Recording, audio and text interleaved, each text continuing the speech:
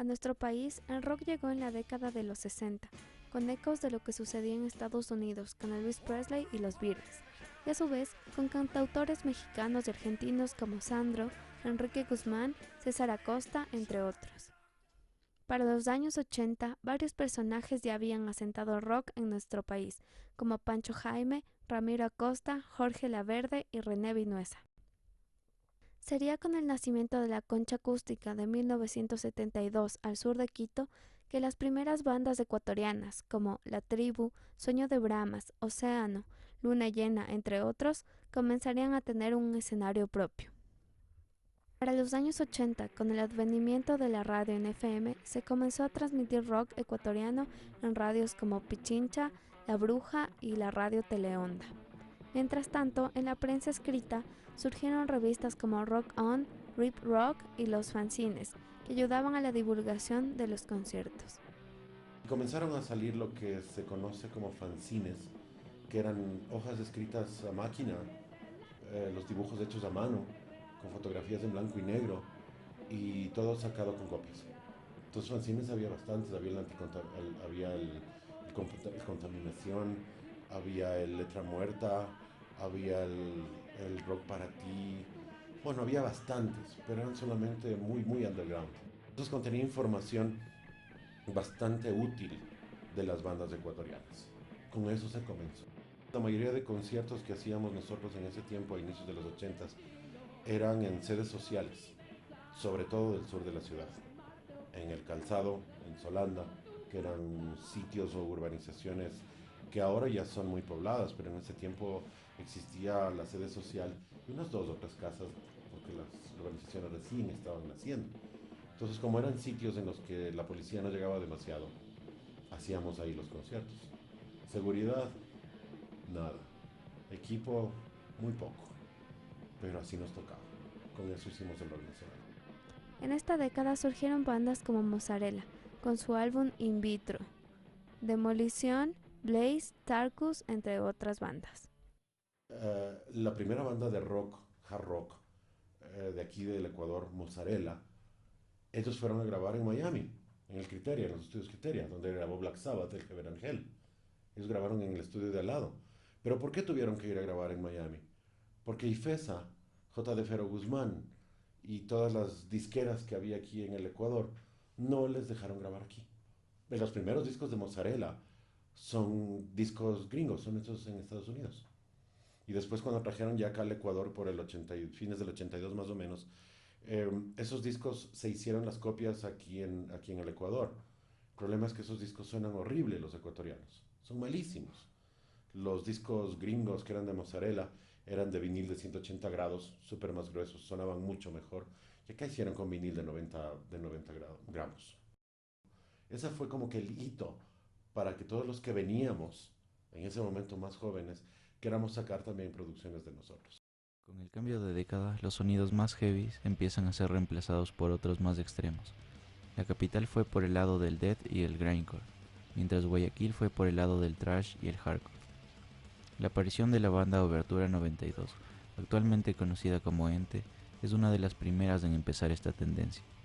Paralelamente, aparecieron bandas con tendencias variadas, que han dejado figuras sobresalientes, tales como Igor y Casa de Sal y Mileto, Renato Zamora de Sobrepeso, Sergio Zacoto y Gitar Cuesta de Crux de Carnac, así como otras bandas como Vasca, Bajo Sueños, Tercer Mundo, Mama Vudú, entre otras.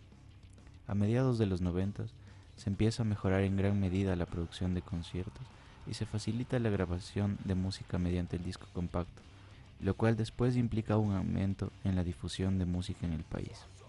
A inicios de los 90, cuando ya comenzamos a grabar la mayoría de personas, la mayoría de bandas que estábamos por acá, eh, había algunos almacenes de discos que sí ayudaban en la difusión de este asunto, pero también se dio que al inicio, sí, debe haber sido como a mediados de los 90 más o menos, eh, se dio la suerte de que aparte de la radio Pichincha, resulta que por ahí apareció una radio bien chiquita, que era la Radio Latina, y comenzó a nacer otra radio más chiquita todavía, que era la Radio La Luna. La Latina, la Radio Latina y la Luna también después, en algún momento, Entonces la radio latina comenzó primero pasando eso, una música más latina, pero hubo algunas propuestas de algunos comunicadores, gente que nos ayudaba a hacer esto, tenían sus espacios de rock dentro de la radio latina. Y al ladito funcionaba la radio La Luna, en el otro galpón. Y entonces en la radio La Luna también otras personas comenzaron a dar espacios para el rock nacional. Entonces llegamos a un punto a mediados de los 90 y a fines de los 90, sí, más o menos por ahí, en el que teníamos o existían a la cuenta aproximadamente entre unos 20 a 30 programas de rock durante la semana y el fin de semana. Más profusión teníamos programas del día domingo, que hasta ahora se mantienen algunos, como la zona del metal, que era de Lugo Beltrán, y Brigadas Metálicas del Telmo Arregui, que ahora está transmitiendo desde Guaranda. Entonces pasaban esas cosas, pero teníamos problemas también a veces por censura de los gobiernos, debido a que las letras de algunas de las canciones, incluidas algunas mías, eran totalmente en contra del gobierno y contra el Congreso. Entonces como que era medio difícil el asunto, ¿no? A raíz del feriado bancario en 1999 y la dolarización en el 2000, la industria musical en el Ecuador sufrió una gran crisis con el cierre de firmas y almacenes musicales, como J. de Ferraud Guzmán o Emporio Musical, y el cierre de los espacios que difundían rock ecuatoriano. Con el tiempo, la Radio La Luna desapareció. La Radio Latina es ahora Radio Latina Deportiva, porque no vendía mucho el rock. Los almacenes también fueron cerrando muchos por la situación económica del Ecuador que caímos hace estos otros 10 años horribles que vivimos. Y los medios de comunicación, tales como las revistas, también desaparecieron. Ya no había medios impresos. A nadie le interesaba por el advenimiento del Internet. Entonces ya casi nadie te compraba revistas. Entonces desaparecieron muchos medios de comunicación impresos. Las principales radios que nos ayudaban a nosotros también. Desaparecieron los pocos programas de rock que había también en la tele, en algunos canales. Fueron desapareciendo las cosas. Y a la vez hubo el problema, y sigue existiendo el problema, de que los espacios se van cerrando en el mass media. En la actualidad existen varios festivales en los que el rock sigue siendo un pilar fundamental. Entre estos se puede mencionar al Festival Concha Acústica, al Quito Fest, al Rock Miñahui, Centralazo, Polifest y a la Semana del Rock, que ha catapultado a bandas emergentes tales como Explosive, Extreme Attack, Mal Amor, Shadows of Zion, Cabal, Elements, entre otros. La profesionalización de los músicos del país ha ayudado en gran medida al surgimiento de productoras que ayudan a difundir el rock y otros géneros a un mercado global. Como ejemplo están Epicentro Arte, Sesiones al Parque, Sesiones Bajo Tierra y el programa gubernamental Expresarte. Estos programas exponen a varias bandas como Trébol, Niroda, Fat Chancho, Mini Pony, No Epitaph, Igor Icaza, Mama Voodoo, entre otros. A pesar de que actualmente los conciertos poseen una mejor organización y seguridad, los prejuicios contra los rockeros siguen presentes. Las antiguas alcaldías teníamos el problema de que se iban contra nosotros. O sea, se siguen yendo ya. Pero antes se iban más. Cuando pasó esta cosa de la Factory y todos esos asuntos, o sea, eso como que les quedó. El rock nacional para la alcaldía, el municipio, la intendencia, es Factory. Pero resulta que de ese punto,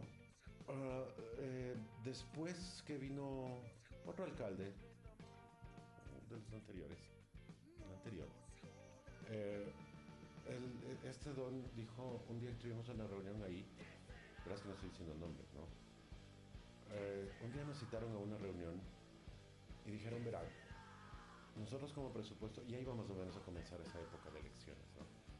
Y dijo, verán, nosotros como alcaldía les podemos dar a ustedes, a la corporación de nosotros, les podemos dar $2 millones anuales, más que traigan cada 3 meses la banda internacional que ustedes quieran. Una pequeña condición, tienen que hacerse del partido, de ese partido. Y nosotros les damos todo eso, y aparte la corporación, con toda la gente, porque vemos un promedio de 15 a 20 mil personas entre votantes, que es lo que les interesa, pero la corporación tendría que pasar a ser parte de la alcaldía, o sea, como que esa corporación años, que nosotros vamos desde el 87, se iban a llevar ellos. Entonces la respuesta de nosotros de una fue no, punto, y no lo hicimos.